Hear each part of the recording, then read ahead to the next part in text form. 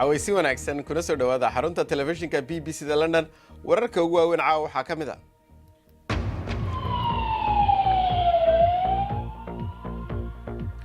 ugu yaraan 30 qof ayaa ku dhintay kadib qarax ismiidaamin ah oo ka dhacay caasimadda Afghanistan ee Kabul waxaan isweydiinaynaa sidee loo joojin karaa dhibaatada halkaasi ka socota magaalada Paris waxa ka furmay shir lagaga hadlayo sida cudurka AIDS-ka talaal loogu heli lahaa waxaan idin haynaa warbixin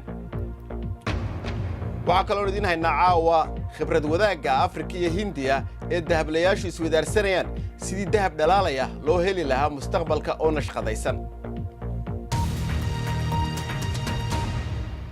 qarax ismiidaamin ah ayaa caasimadda Afghanistan ee Kabul ruuxay dad ka badan 30 qof ayaa ku dhintay 40 kalena way ku dhaawacmeen mas'uuliyiinta ayaa sheegay inuu qaraxu ka dhacay xaafadda Shiicada iyadoo gaari dawladdu leedahay la qarxiyay Taalibaanka ayaa sheegtay mas'uuliyadda qaraxan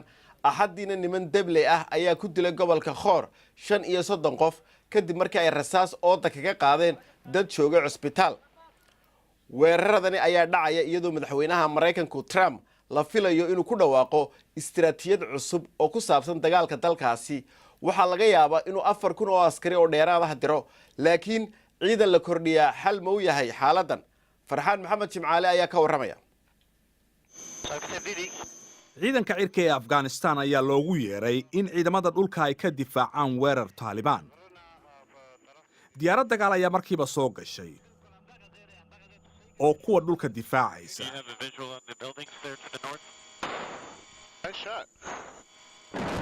goobaha cadowgana burburinaysa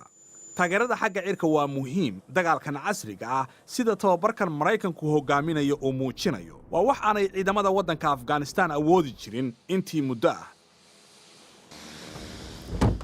gaashaanle Hamayun Sarin waa mid ka mid ah duuliyaasha Afghanistan ee sida buuxda loo tababaray oo duuliya diyaaradaha dagaalka ee ugu wanaagsan dalka haddii aan 2 mitir la gefno waxay inoo tahay inaan helin bartilmaameedkii ciidanka cirka ee Afghanistan waxay sidoo kale helayaan helikobtaro cusub Mareykanka iyo xulafadiisu waxay qorsheynayaan in tirada diyaaradaha ay 3 jibaaraan 5 sano ee soo socota ciidanka cirka ayaa isbedelka ugu weyn sameeya caalamka waxay faa'iido ka siinayaan cadawgaaga military ahaan micnaheedu waxa weeye waxaad haysato ayaanu cadawgaagu haysanin in ay helaan tababar xagga ciidanka cirka ah iyadoo aan cadawgoodu haysan waxay siinaysaa faa'iido badan laakiin 2010 waxaa joogay 130,000 oo ajnabi ah waana ay ka guulaysan waayeen Taliban Trump iyo xogayihiisa gaashaandhigga James Mattis ayaa toddobaadkan Pentagon uga hadlay Afghanistan Mattis wuu og yahay inaanay waxba socon 16 sano oo dagaal ah Taliban waxay maamulaan 10% dalka halka kooxda la baxday dawladda Islaamiga iyo Al-Qaacidana ay dagaalamayaan marka haddii laga soo baxo kooxaha kacdoonka ayaa kordhaya taasi oo sababta militariga Mareykanku ku soo gabagabeeyeen in si tartiib ah loo xoojiyo ciidanka Afghanistan inay tahay fursadda kaliya ee furan rajadu waxay tahay inay ugu dambeyn ay noqon doonaan ciidan xooggan oo la xaajooda Taliban guul ma ahan balse waa xal su'aashiisa waxay tahay in Trump uu aqbali doono iyo in kale faahfaahin dheeraad ah oo ku saabsan warbixintan iyo kuwa kaleba waxaad ka heli kartaa bogga BBC Somali adigoo ka galaya moobilkaaga iyadoo caalamku la dagaalamayo HIV oo ah fayruska AIDS-ka dhaliya ayaa waxa soo baxay dawo ka hortagga loo cuno oo la yiraahdo marka la soo gaabiyo PrEP taasi oo iminka aad u faaftay dawadan ayaa waxa ogolaanshiyeeyay hay'adaha dawooyinka ee Mareykanka iyo Yurub waxa qaata dadka aan AIDS-ka qabin iyadoo la sheegay inay ka hortagayso AIDS-kii kugu dhici lahaa 99% Axmed Xaaji Xasan ayaa inoo haya warkan HIV waa xanuun dhibaato ku haya caalamka malaayiin qof ayuu saameyn ku yeeshay ama qaarkood uu ku dhacay si kastaba cilmi baarayaal ayaa raadinayo daawo rasmi ah waxay xoogga saarayaan daawo lagaga hortago cudurka Hari ma qabo HIV laakiin waxa uu qabaa walaac badan I've always been absolutely petrified of HIV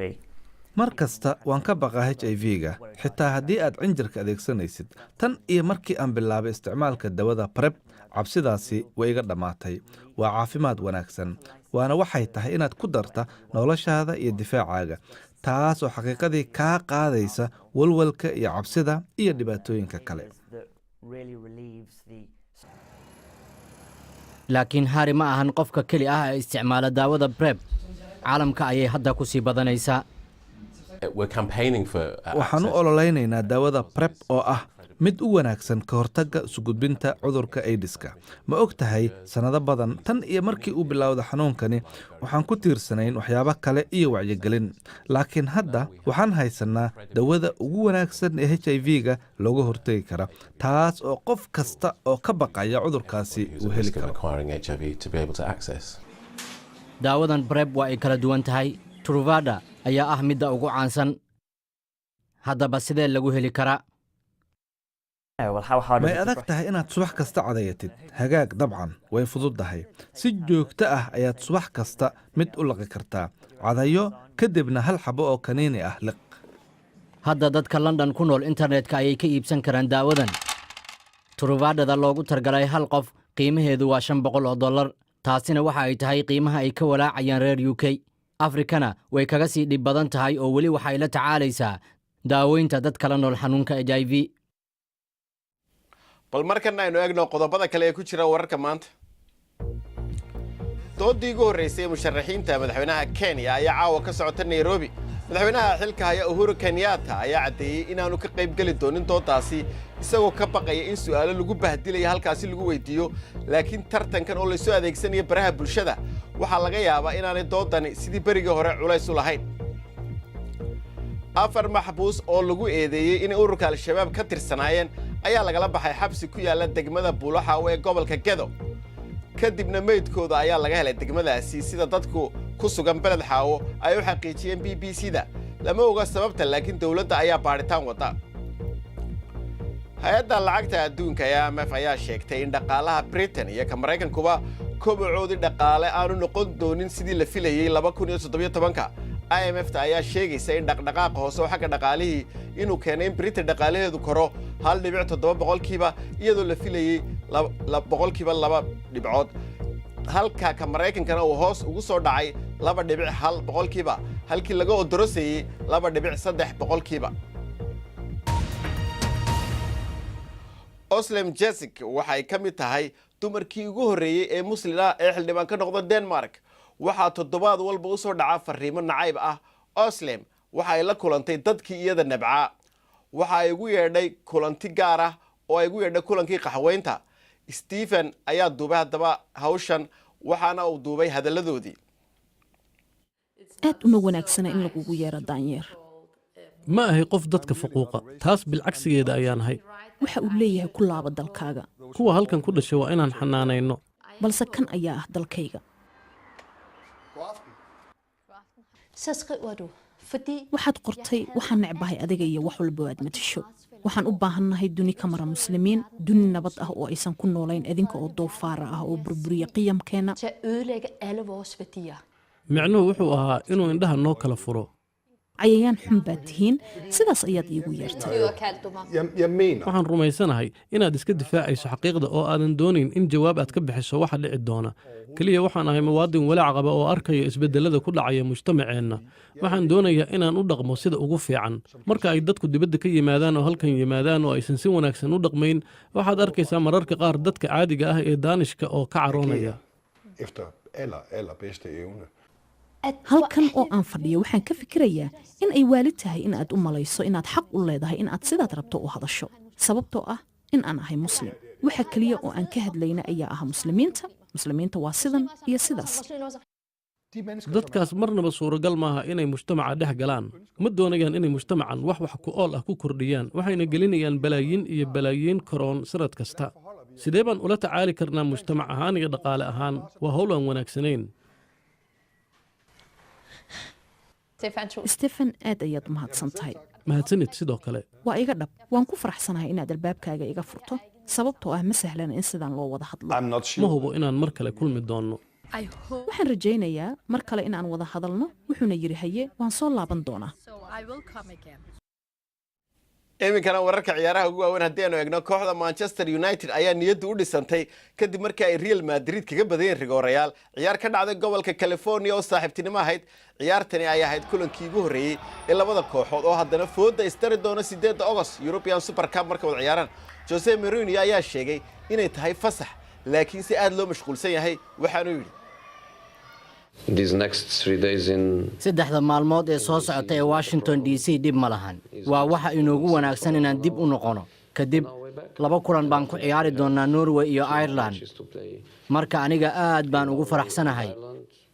kulamada ciyaaraha aan yeelanayno xilliga fasaxa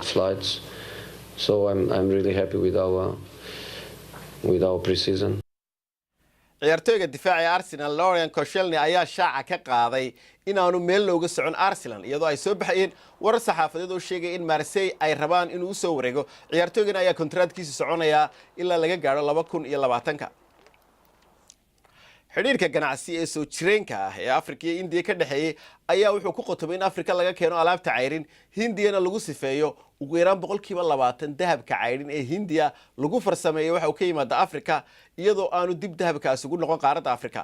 laakiin se waxaad moodaa in imika arrimuhu isbedelayaan iyadoo ay jiraan mashaariic badan oo isu keenaya dadka nashqadeeya dahabka labada dhinac Yaasmin Axmed ayaa inoo haysa warkaasi safar dheer ayaa la soo maray birta qiimaha leh ee Afrika balse badankoodu waxay ku dhamaadaan meeshaan oo kale waa xarun oo dahabka qaaliga ah ay ka buuxaan sidaan Hindiya waxay ka tahay caadi Afrika dahab ayay soo saartaa midka cayriin waxay noqotaa dahabka way isku dayaan wax badan ay u dhoofiyaan India iyo qaybo kale dunida ah in yarna way la soo degaan macdanta iyo luulka qiimahooda waxaa lagu xisaabiyaa qiimaha dahabka waxayna ka kooban yihiin 7% wadanka dhaqaalihiisa balse dahabka aan la shiilin qiimo badan ma laho faa'iido badanna ma laga heli karo hadda alaabta 2% ayaa Afrika dib loogu celiyaa Hindiya waxaa soo gala 84% oo ah dahabka aan la shiilin birta qaaliga ah iyo dhagaxa kumanaan meel oo macdan lagu sameeyay Hindiya sida camal midaan oo kale oo ku taala Ahmedabad ee gobolka Gujarat dhalinyarada waxay isticmaalayaan technology casri ah sida ay soo saarka u badiyaan hagaag raggan waa caqilin xirfadan dhiigooda ayay ku samaysan tahay waad dhihi kartaa way la dhasheen xirfadan wayna ku dhex barbaareen dahabka jiilka cusubna waxa ay baranayaan teknolojiyadda cusub anagana si caadi ah ayaan 3D u adeegsanaa dhammaan waxa uu u baahan yahay soo saarka dahabka shirkadda Plat Africa waxay bilaabeen tartanka naqshadaynta sida ay kor ugu qaadaan samayska dahabka ee Afrika kuwa tartanka ku guuleysta waxaa la geynayaa Hindiya si ay u soo bartaan sida Hindida dahabka u naqshadayaan waxaan ogaaday in dahabka la xidhaa uu kolba ku xidhan yahay dadka da'diisa ama dadkaasi halka ay ku nool yihiin iminka dahab aad ugu qurux badan ee dalkan Hindiya in marka Afrika la geeyo aanay dadku aad u cajabin laakiinse haddii labada fikradood la soo dhaweeyo waxa dhacaysa in laga dhaxlo fikrad fiican mar walbana technology-guna isagoo halkiisa ku socda oo farsamadu isbedelaysa farsamada dhabtiiba hata mashiinadu sameeyaan ee waa ta gacanta lagu sameeyo mar walba Sylvester wuxuu sheegay in hanaanka ay si tartiib ah u balaaranayaan balse shaqo ayaa laga wadaa xiriirka ka dhaxeeya Hindiya iyo Afrika waxaana loo maleeyaa inay ganacsi kala duwan ka imaan karo sanadaha soo socda ugu dambeyntiina waxaan maqli jiray faashkaagu muxuu ku jiraa haddii aad sida ninkan oo kale tahay faashyahan waa laga yaabaa inaad ka qayb gali kartid xaabo jarka tarkanka la yiraahdo oo 100 qof ay kaga qayb galeen oo rag iyo dumariba gobolka Mareykanka ee la yiraahdo Wisconsin halkaasi oo toddobaadka dabeeqadiisii lagu qabtay waxaan maqli jiray nin faash haysta xaabo ma waayo